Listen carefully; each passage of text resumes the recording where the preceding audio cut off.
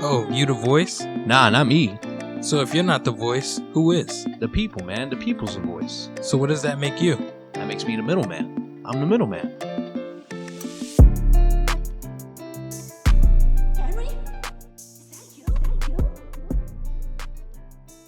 Hello, everyone, and welcome back to the Middleman Podcast. I am the man in the middle, Kevin Martinez, and today I am joined by local journalist Haley O'Brien.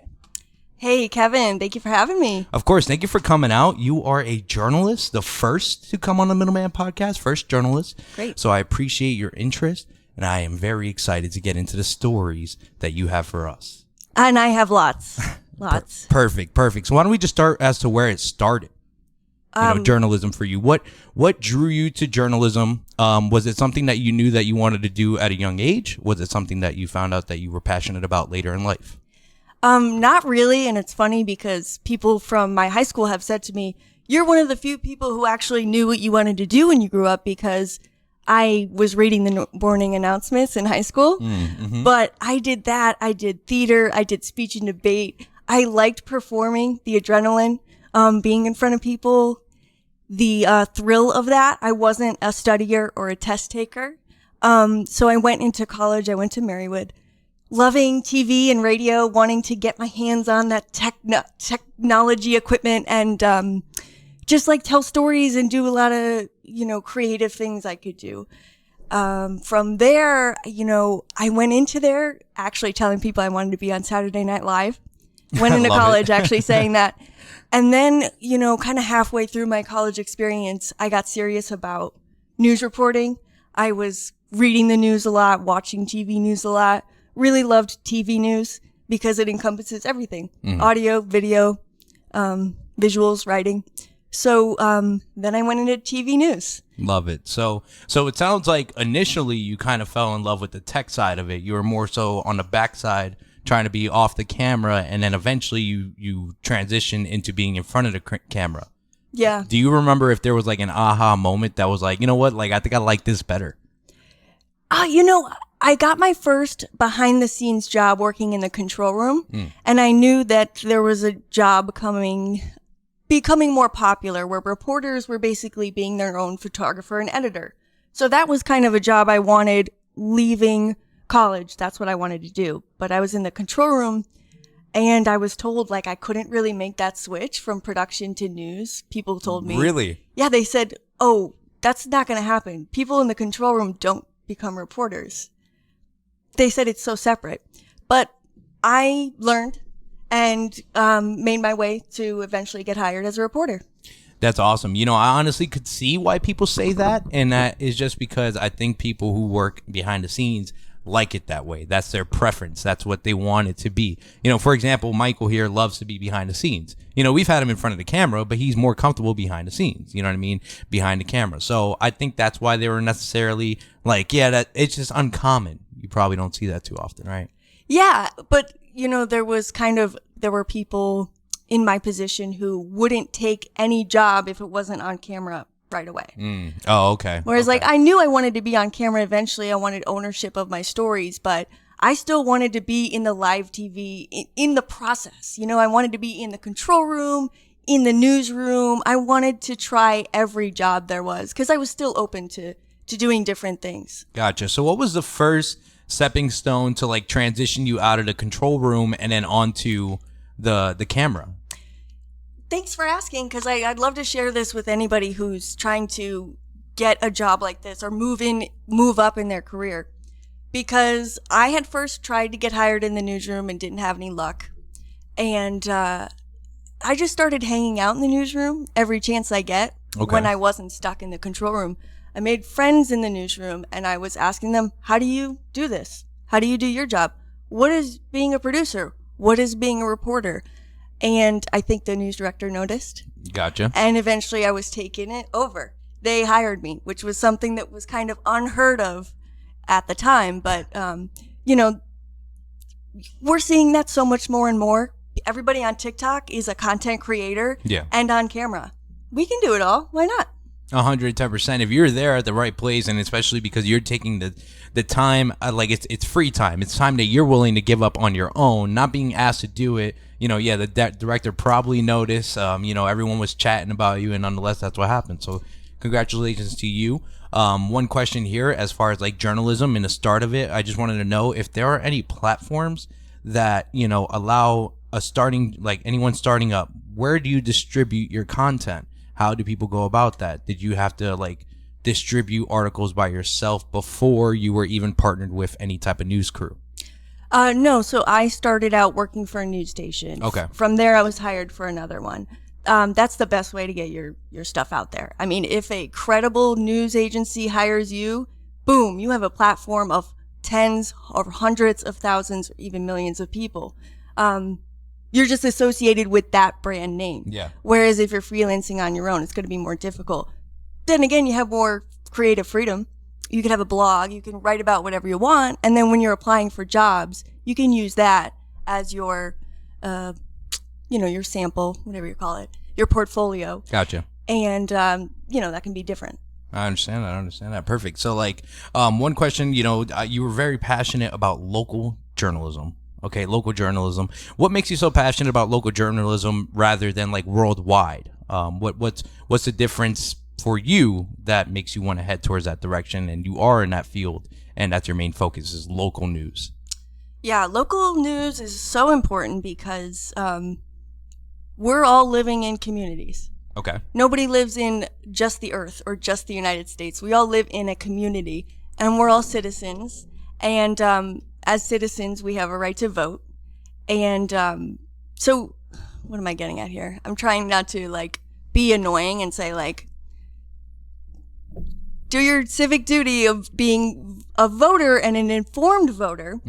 So let me think for a second before I spit this out. Yeah, I just think everybody is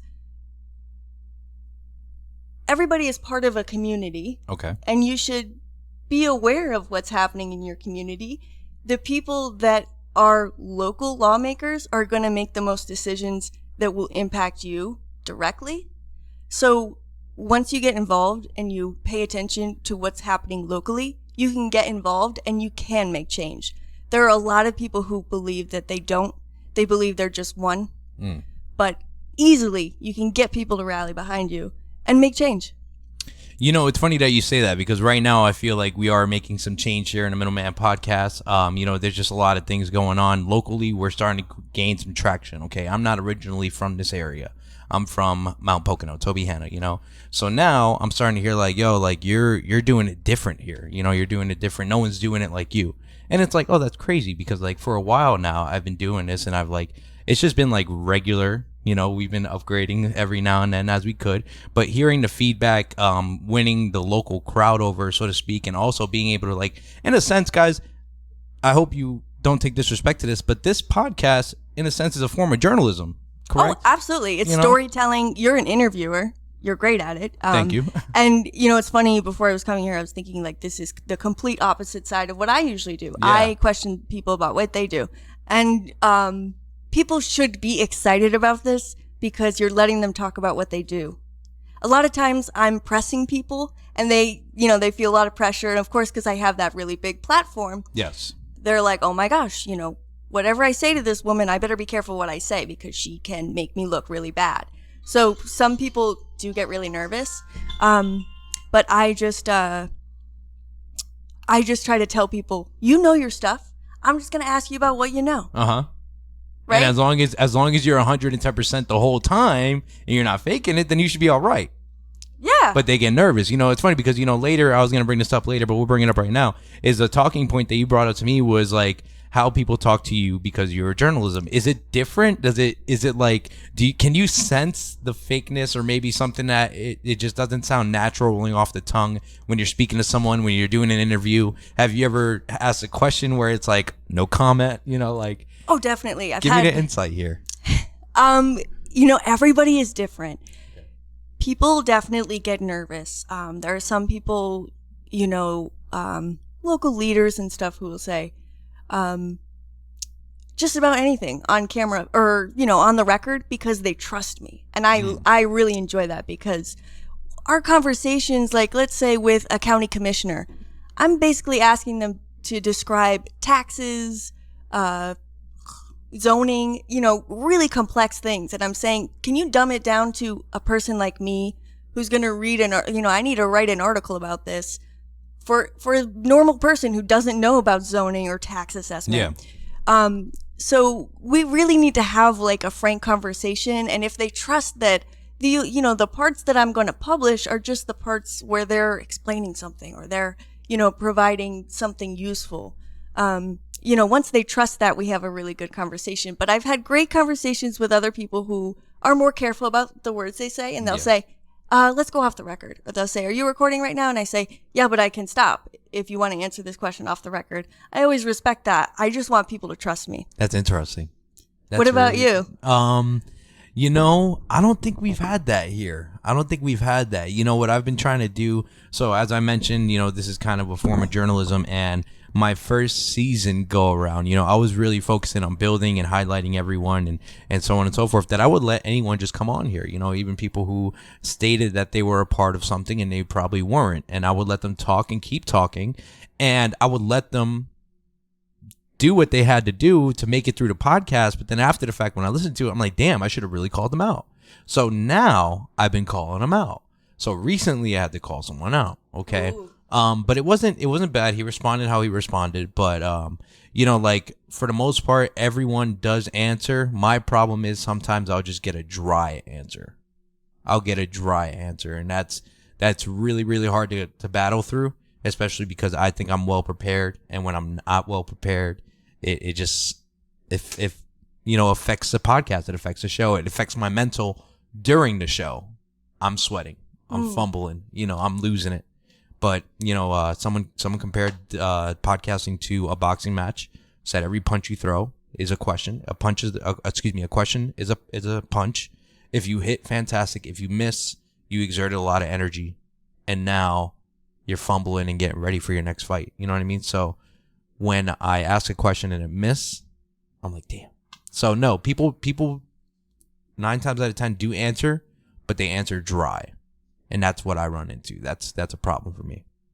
Trying to combat a way out of that and pick the conversation back up. You have a challenge that I don't. I don't do podcasting or live interviews. So you have to be on right now. Whereas I'm interviewing people and then I have to worry while I'm writing. Am I taking this out of context?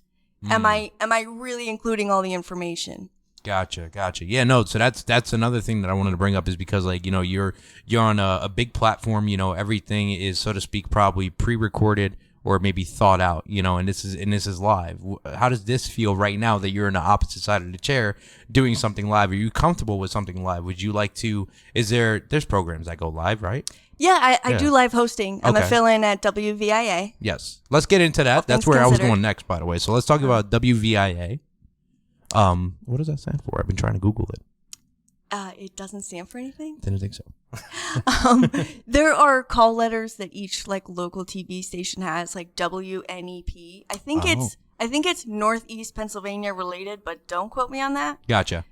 So anyway, WVIA is our local public media station.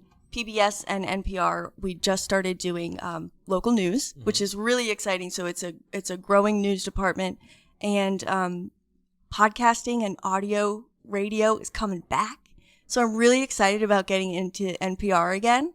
I am now used to talking into a mic and hearing myself in my ears. That used to freak me out so much because I had done live TV where I'm talking into a microphone, looking at a camera, but it's just there's no one there. Mm-hmm. So this is a lot different.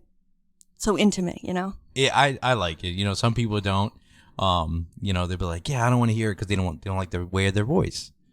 I don't want to sound cocky, but I like my voice. There's obviously a reason I'm doing a podcast, right? That's great. Hey, you have to have confidence. Exactly. So WVIA, you've been with them for how long now? About a year now. So I've been a medical health reporter, covering a lot of stories, definitely pertaining to the older population. Next week is Elder Abuse Awareness Month or Day. Pardon me. I just did a story about that today, so just thought I'd plug it. No, I love it. So I was looking at your stories. I was looking at the articles, just through the website. You have your own portfolio. And one of the ones that stuck out to me, and it's funny that you mentioned health. You're a part of health and what?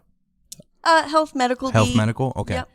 So the one article that I pulled out that was very intriguing to me, it was with a woman. Her name was Olivia. I hope I say her last name right. I'm not even going to try it. Leshniak. Okay. And this was titled Talking About Death. It's Encouraged. Okay.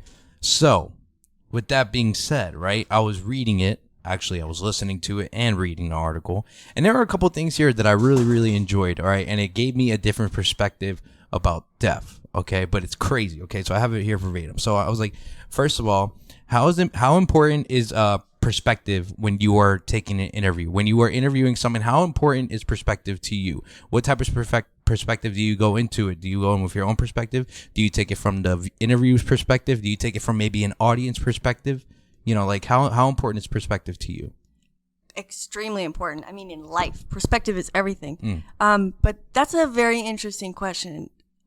I could describe it as usually it involves preliminary research.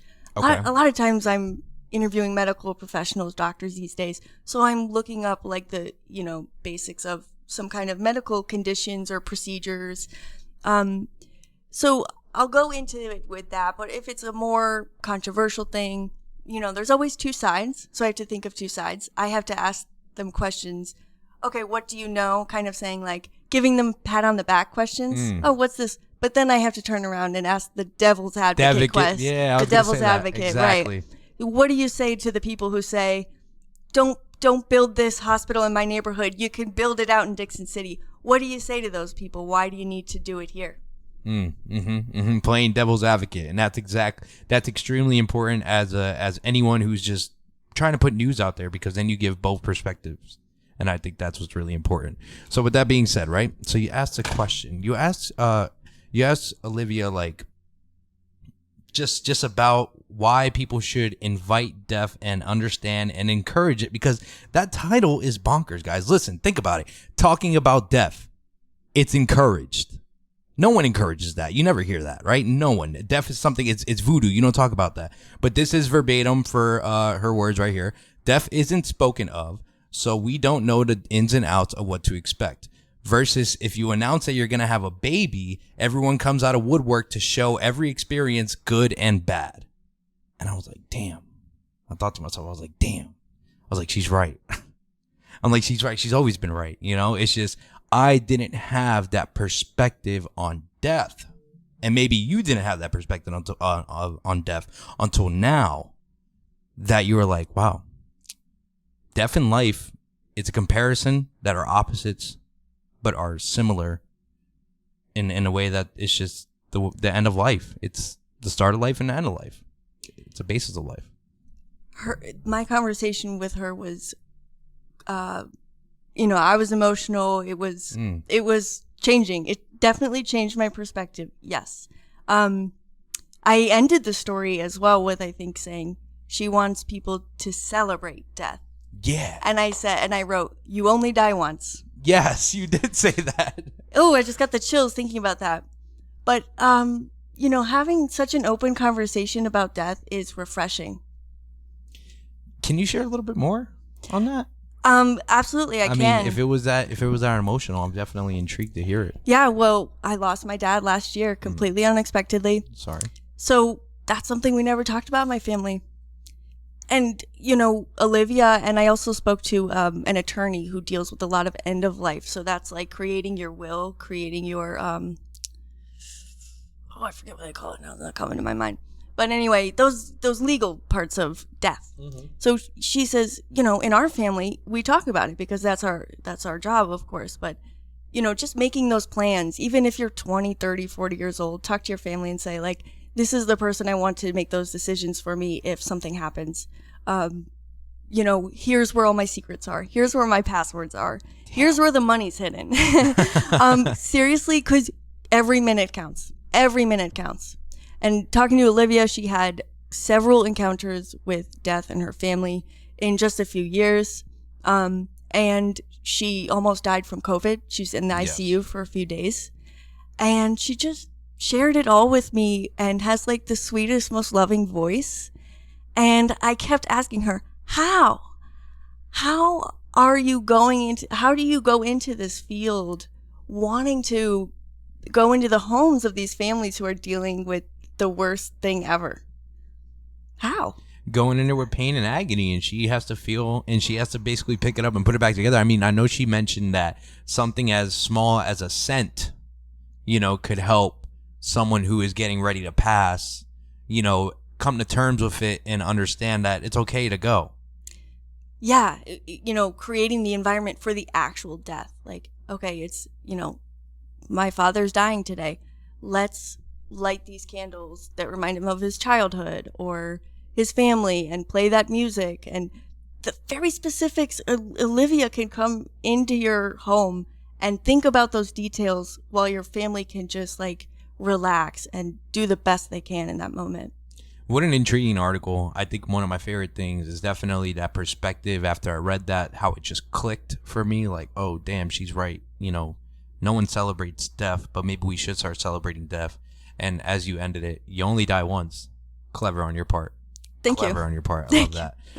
So, do you also report with Keystone? You mentioned Keystone. Is that something you did in the past? Is that something you're currently doing? Is it the Keystone stage? Or? It's the Keystone Newsroom, division of Courier Newsroom. I did work for them full time, but I was laid off in 2022. And I have been freelancing for them a little bit. I have been freelancing for a little over a year now. So working for a couple different companies. Okay. And how do you feel about that? Are you enjoying it? It's been very interesting. I've dabbled in a lot of different things. I've always been a lover of adventure. That's why I went into reporting. It's like a field trip every day. True. But, I took this opportunity to, take my time finding the best full-time job and just do what I can to make money. I was a photographer for a whitewater rafting company, so I sat by the river taking pictures for last summer, 2 summers ago.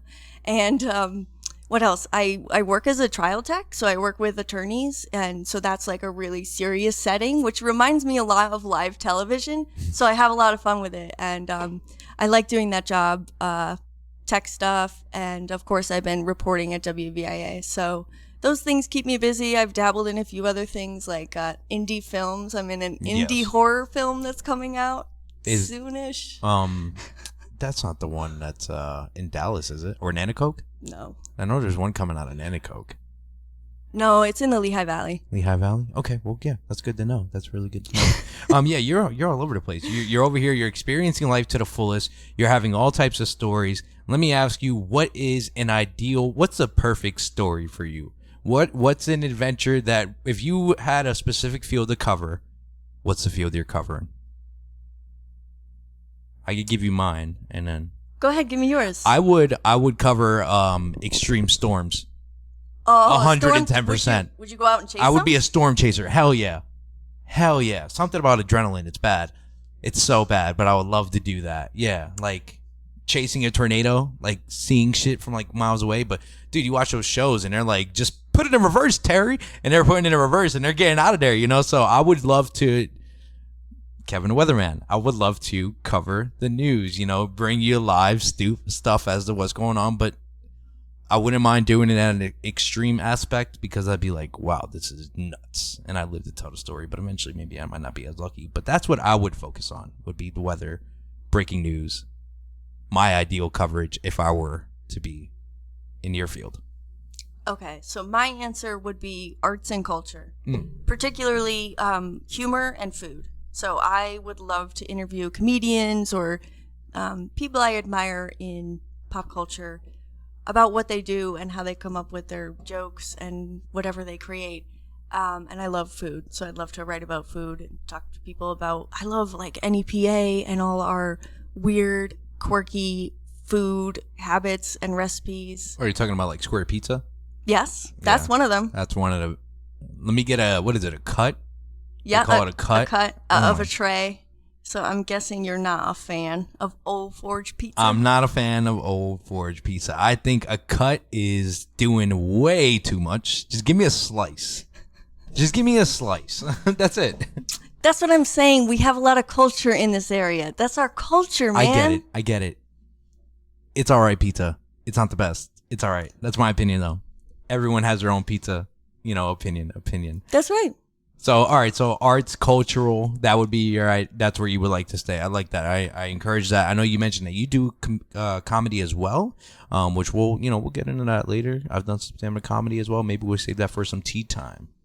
Okay. So we'll save that for some tea time. Let's continue on to these stories. So you gave me an itinerary before we got on the show here, and you gave me some pretty interesting stories that you wanted to expand on. So the first one that I have here is a sideshow performance training. I says, what does that even mean? Okay. Yeah. I didn't even know at first. A sideshow performer is the person who swallows swords and juggles fire.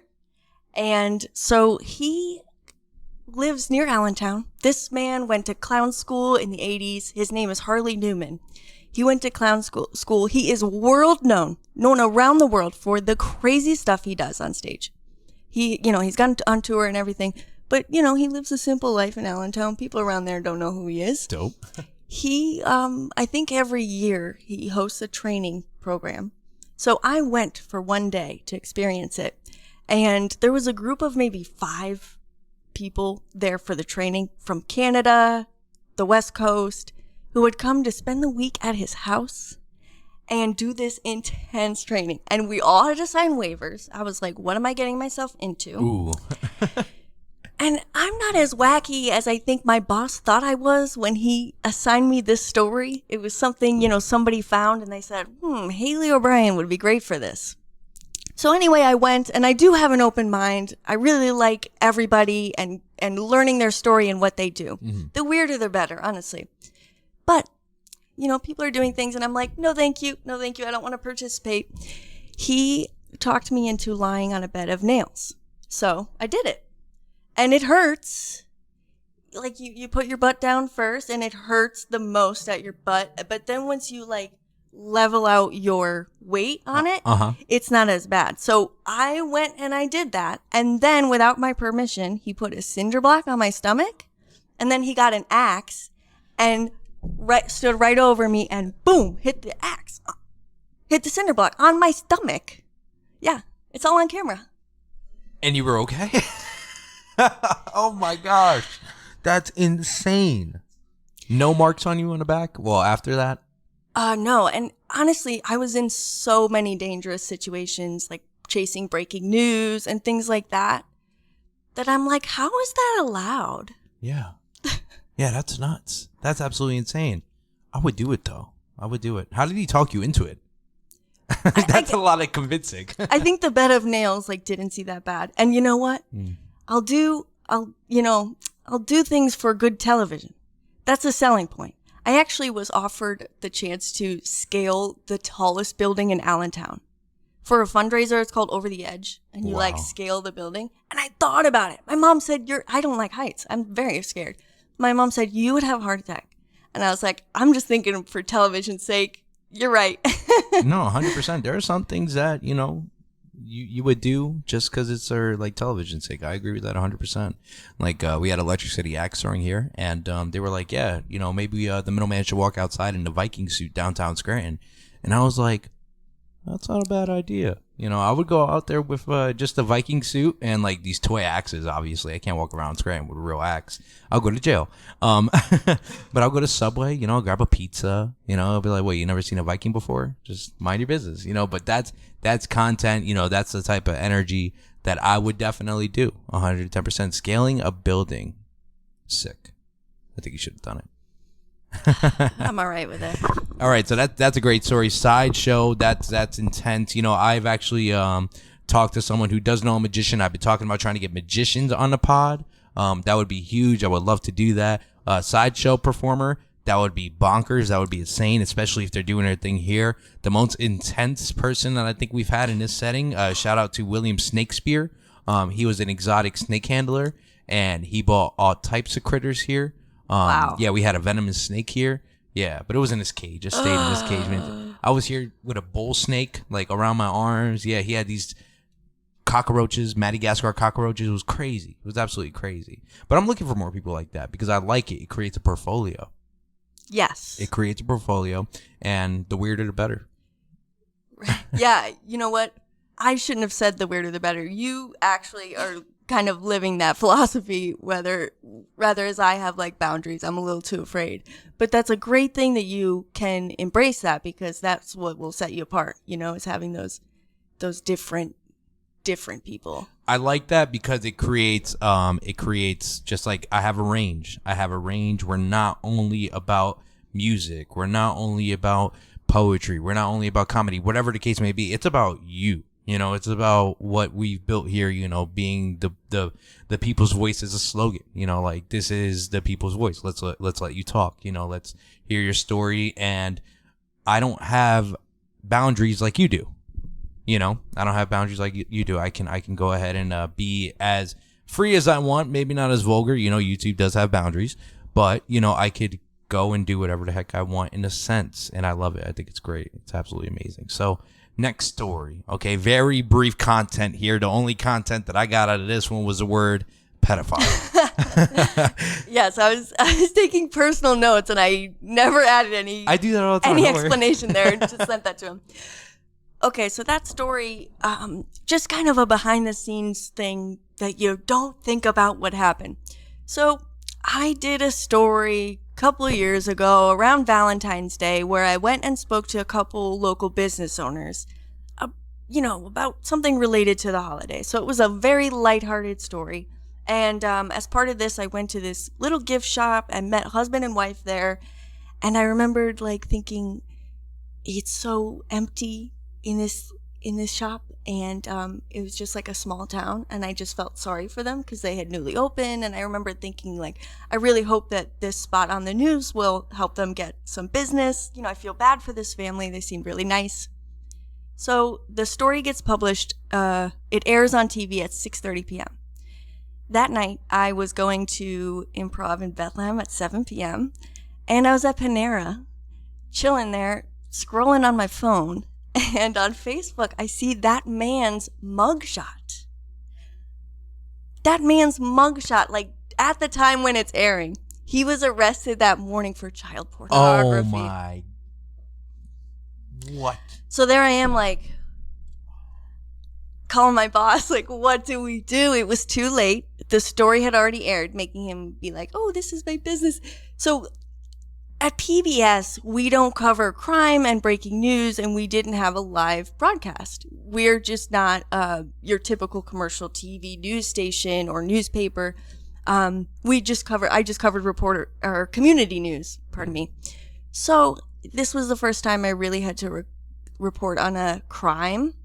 And so the next day I had to say, attention everybody, we aired a story yesterday, kind of explaining the whole situation and how the timing just really overlapped right there. Right after I interviewed him for the news, he was all excited he was going to be on the news, and then the police showed up at his house. Wow. That's a crazy story. That's unfortunate timing. That's the field that you work in, I guess, right? And that's the thing, it's like we got to make these judgments about people, just first impressions. We got to make judgments, and I've been wrong in my judgment before. I've been like, yeah, this guy's gonna, hold it down. We're gonna have a great conversation, and I've been wrong. It's hard to judge people. You do the best you can. From the start of this journey to where you are now, have you found yourself being able to read people a little bit better than now than when you first started? I don't think I'm better at reading people, but I think I'm better at leveling them, and I think I'm better at connecting with them now that I'm more comfortable with the journalism and the tech side of things. I realized that lately I'm just so much more focused on my interview subject, and I think I always was good at interviewing. But I just realized lately, I'm like, wow, I'm connecting with people so much more because everything else is absolutely second nature. And I'm realizing it makes a difference in our conversation. So it's not that I'm reading people so much, but I trust people less and less. I will say that. Okay. Trust people less and less. I often say I have too much faith in humanity. I often say I have way too much faith in humanity. Way too much faith in humanity. But I like how you worded that. You said something there, and I just lost my train of thought. I wish I could get it back. Come on, come back. I lost it. I'm sorry, I lost it. I trust people less and less. I don't know what I said before that. Oh, yeah. Connecting with people. Okay, connecting with people. Okay, so you said, journalism now is like second nature, right? It's second nature, and now connecting with people was kind of like the main priority. I think I'm actually the flip-flop. I think I connect with people easier than it is to get a story out of them. But sometimes I look more for the connection, and that's where I fall into like my cracks, because I realized that I'm not going to connect with everyone. It's just physically impossible. It's impossible. It's like we're not always going to be on the same playing field. You say you try to get them leveled. Is that what you mean by that? You try to find a common ground? What I do a lot more of is say, hey, let me explain. Like, I think about their point of view more. So whoever it is, I'll say, I think they know anything about how local news works? Like the behind the scenes or something like that, like whatever story I'm working on. So now I do a little bit more of like, let me explain this article and, what I think this story is going to be like, and who I've talked to so far, and, what I'm thinking. And then it just kind of like helps them. They know my point of view. Whereas they would kind of go in the interview and I'd be like, hi, how are you? Kind of like thinking I don't have much of their time. So I need to get to my questions before I run out of it. So can I ask you some questions? And then I'm just like rattling off journalism questions. Mm-hmm. It's so much better when I'm just like, hey, so this is the story. This is what I'm thinking. I know you know a lot more about this topic than I do. So can you just explain that to me? That kind of thing. Instead of hitting them right away, you warm them up. Yeah. In a sense. Yeah, no, I think that's definitely key. It's essential. And that's what we try to do here every now and then. It's like break the ice, so to speak. So then when it's time for the interview, everything's more natural and it feels more loosey-goosey, So next thing we have here is something that I thought was very intriguing, and I think we could segue into this. You said your thoughts on police and firefighters, and then following that was breaking news. Okay. Yeah. So I was a news photographer for a while, and I covered breaking news. That was a lot of house fires, just a lot of random calls where you hear something on the police scanner and it's a car crash or some kind of incident. So I have been, not first on scene, obviously, but I've seen the first responders in those first kind of critical times. Mm-hmm. First 15 minutes, right? I think that's what they say. Well, whenever, when the news gets there, I don't, it always differs. Like, mm-hmm. I remember one time I got to a house fire because it was just down the street from the news station. I got there and it was just like completely in flames. And I had never seen a house fire like that before, because sometimes they take hours to burn, usually. So anyway, I was shocked the first time I went to a house fire, and, it takes hours, as I said. So it's just a active scene for a long time out in the street, a lot of firefighters, police, and, then you have your people who own the building. Then you have the neighbors, of course, talking, they have the most to say, out to see everything. But the firefighters, there's a lot of them just like hanging out by the fire truck, chatting and laughing and smoking cigarettes even. And I looked over at them and I was shocked. And I say this a lot of times when I meet firefighters, and they go, yeah, it's just another day. For them, it's just another day. And policemen too. Like, their perspective is so different. I think I would suggest that you have them, a policeman and a firefighter, on the show as well, because their lives are completely different. They think so differently because of the horrors they see, the realness they see. Sorry to say. It's just another day. It's unfortunate, but they become desensitized to it. But nonetheless, they have their standard operating procedures. They know when to call it. They know what's right, and they've seen it time and time again. And you and I, as being regular civilians, anyone in this room being a regular civilian, you're going to ask them to keep going, not give up. But they have done it time and time again, so they become desensitized to it.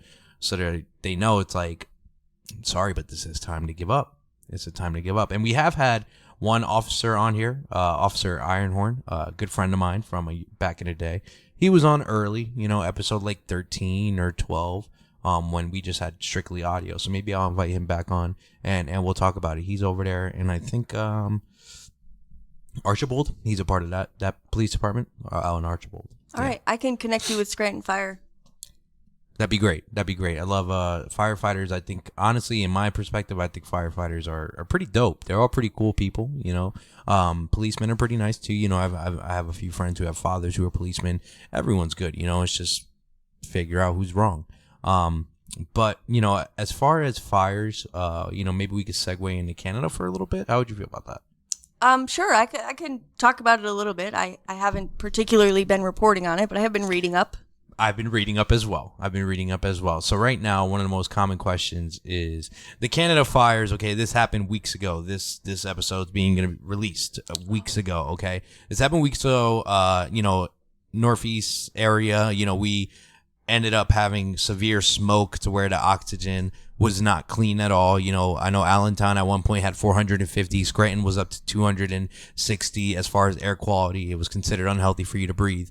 So everyone was talking about the smoke. But I rose the question for myself, which is what started the fire? I don't think a lot of people were asking that question. Would you agree with that? Yeah, and as far as I know, I just think that these wildfires are increasing due to global warming, correct? So I asked like 5 other questions to myself after I said, what's starting these fires? And one of them was, so it was a controlled fire. Okay, that's the story. The story is that this was a planned control fire.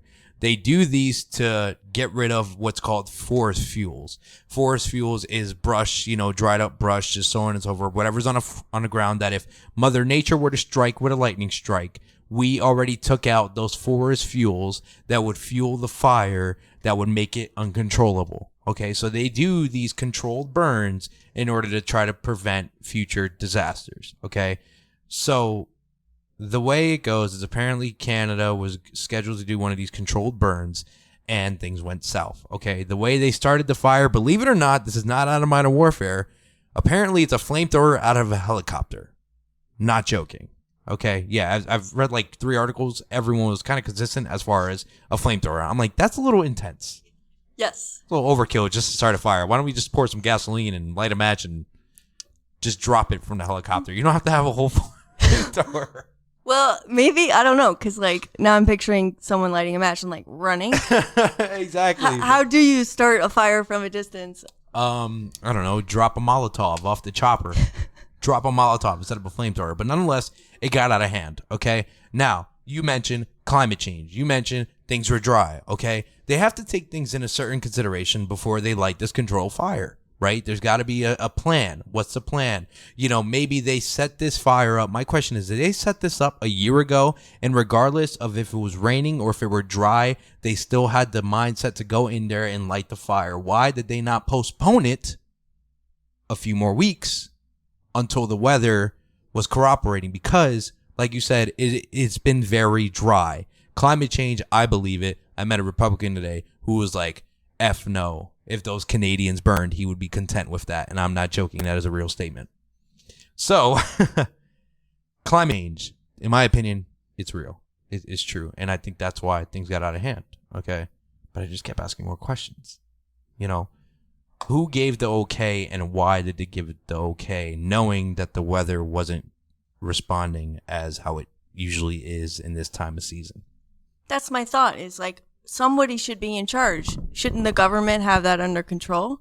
And I think a lot of us have learned our lessons in the past few years. If we didn't already distrust the government, we're learning to at least question the authorities, right? And that's what I found myself doing, was questioning the authorities and control burning. I've read this one book called Adam Grant, Think Again, fantastic book. He shared a story from a firefighter who lost his whole crew, who jumped into a burning fire in the forest, and it basically overcame. It was just too much. So the training is drop everything and run out of the woods. Okay, they literally jumped out of the chopper, to try to fight this fire. And this was back in the day. Like, I don't think they do this anymore. But nonetheless, the training was to drop everything and run. And the captain said, everyone stop. No, and everyone just kept running. But the captain stopped, and he lit a match and burned what was under him.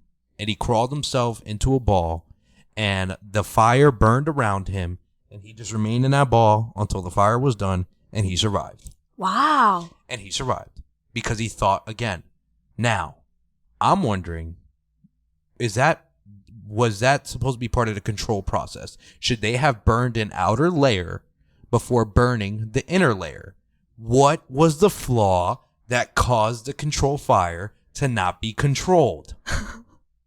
You lost me, honestly. You see? Only you can prevent wild fires.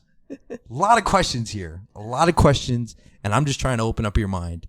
And if you go down that deep, dark hole in the web, don't get lost. Make sure you come back out on a for real. Or call Kevin, because he'll explain it to you.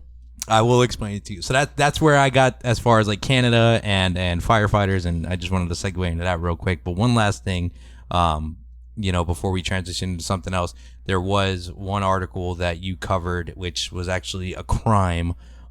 It was someone started missing. Yes. Most people from this area will know of the name Robert Barron Sr. He owned Gigerelli's Pizza Restaurant in Old Forge.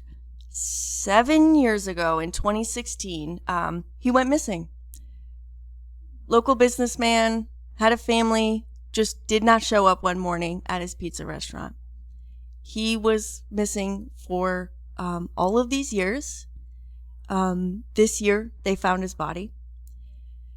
And so I was at the press conference when they made the arrest, just days after they recovered the body and were able to determine the alleged killer. So he should be in custody right now. But that was very interesting because what's sad is they pretty much knew it was this guy the whole time. Ooh. The guy they arrested this year, they were at his house the day he was reported missing. So, that's something we didn't learn until the police paperwork all came out, until the arrest. So it's kind of one of those things that, the police, they had all of this circumstantial information, but they didn't have enough evidence and they didn't have the body. Do you watch true crime? Every now and then. I more so listen to true crime. I'm not a big watcher. And I've been reading this one page called Morbid Knowledge. And it's morbid knowledge is exactly what it is. It's like some crimes, and you get the initial dose, and then they give you an article, and you just read and go down that foxhole, and we'll talk about that in tea time because I got some pretty interesting stuff from there. But true crime, yeah, it's intriguing. Mm-hmm. So I enjoyed that. As you know, I don't cover crime much, and I've been doing medical reporting, but I happened to be available when the press conference, news broke just an hour before the press conference. It was like 5:30 p.m. on a Friday. So I was like, I'll go because I was excited about this. And, I joked with Brandon, my fiance, because we watch so much Dateline and all that stuff, that I knew what to ask because of my education from those shows. I asked, what was the cause of death? And I felt silly actually saying that. Like, how did you determine the cause of death? Like, I actually felt silly because I had never, covered anything like that before. So, could you expand a little bit more on the details of this case? A little bit here, okay? So you said it was years later and they found the body. How many years are we talking? 7. 7 years. Yeah. They found the body. Where was the body found? Do you know? Yeah, it was a wooded area in Old Forge. So Old Forge is a pretty small borough. This is just a wooded area near a park. And now in 2016, when he was pronounced missing, they did an extensive search all over this area, all over those woods where his body was. Oh, wow. There were volunteers and search crews, I'm talking hundreds of people. And it was in the news for months when he went missing. I mean, it was in the news all those years. His family was really pleading with the public. There was a $10,000 reward out. And they just didn't find his body, during that search. And so I'll tell you how they were able to make it happen. So, are you familiar with the Brian Koberger case? That's the... I went to college with him. We were in the same class. Whoa! Yeah. I'm so sorry. Yeah, we were in the same class. He actually sat right next to me. We were in C++ together, and I could just say that he's a very unique man. I had no idea. Yeah. Like, I'm going to turn this around now. I'm Triggered. interviewing you. I gotta go. No, this is so exciting. I'm like, I want to interview you now. Mr. Kohlberger, yeah. So anyway, part of that case was the data that provided the location of his cell phone, and they were able to determine that his cell phone was around there those times at that night, really late at night, and the next morning, right? But it was off. Correctamundo? Was it off? Kohlberger? His phone was off between those hours. Oh, his phone was off. You're right. Oh, I was studying on this guy. Same. So now with this case, this was a few weeks after Koberger was arrested. This was late March that Lackawanna County got this info from the FBI. And I wanted to look more into it. Unfortunately, NPR didn't let me because I tried to pitch the story to them. But so Lackawanna County got this data of Justin Schuback. He's the suspect that was arrested. Justin Schuback's cell phone data from that night. So they had Justin Schuback's info. They had circumstantial evidence. Unfortunately, this man was on drugs. He didn't have money. So he was stealing money. And it was really unfortunate. Really unfortunate story. And I'm just thinking about like the text messages between Schuback and his girlfriend, because she didn't know where he was, and then he was texting a few people saying, "Shh." He actually said SHHH, don't text me for a while, because he didn't want his phone to go off. That was determined the time that he dumped the body. Those exact coordinates led them to the body. When he said shh. Or right after he said shh, and when he wasn't texting that location, boom, there was the body. Wow. That's insane. So imagine if the FBI could have provided this data in the beginning. That man was walking around on the streets for 7 years. I wonder why they withheld that data. Or maybe... Yeah, that's the question. When did they get that data? I wanted to look into that. And I think it's... Okay, so actually I read the FBI's... protocol, and it's if someone's life is in danger, they'll act on local investigations if someone's life is in danger. So it's very unfortunate because you couldn't really prove that the public was at danger, that whoever hurt Robert Barron Sr. was going to hurt somebody else, but they deserve justice. That man should not have been walking free for 7 years. You know, I'm just gonna add on that what you said there. It's not until the FBI doesn't act until they feel like someone else is in danger. Okay, and I'm gonna just say this, and we'll go ahead and start wrapping up the podcast and switch over to tea time. But it's very recent, and it's like this week recent. Okay, did you hear about Las Vegas? Did you hear about the backyard crash? Really, really weird story, okay? But the reason why I'm bringing this up, you'll see, is because, okay, so the story is, in Las Vegas, someone made a 911 call, that something crashed in their backyard, and they were 8 to 10 feet tall, with big bug eyes, and a big grin, or a big smile, big mouth, and they're just looking at the family. Get over here right now, 911, please. Sounds like extraterrestrial, correct? Right? Mm-hmm. And that's like, it's a creature. I don't know what it is. Big bug eyes, big mouth, looking right at my family. We're in the house. They're in my backyard. And so an officer went to investigate it. But the only reason he went to go investigate it was because an officer who was nearby got footage from his body cam of this thing flying and crashing from the sky. So that's the only reason they went to go check on it. Okay. But the officer kept saying, I'm only here because my partner saw it. I'm only here because my partner saw it. You know, like, hold on, this froze. Let me give it a second.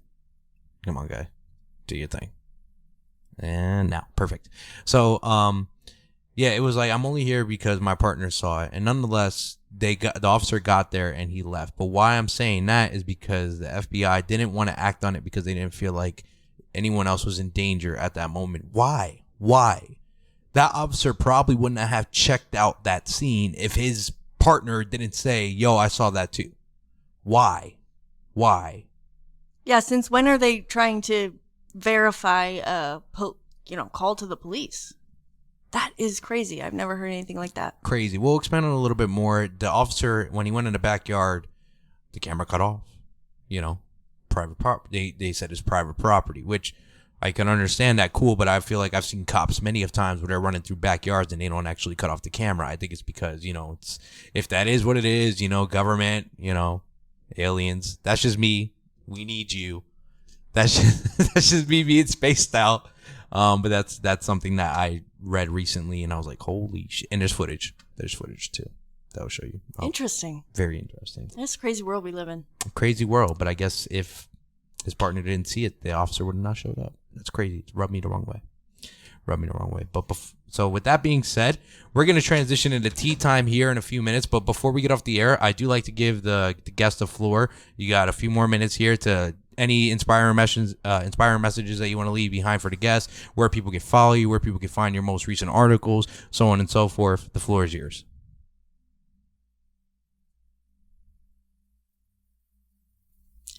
I just want people to be themselves, but be genuine. And think about your neighbors and your friends. Reach out to your friends. And I don't know. I've never been asked to give people a message, but yeah.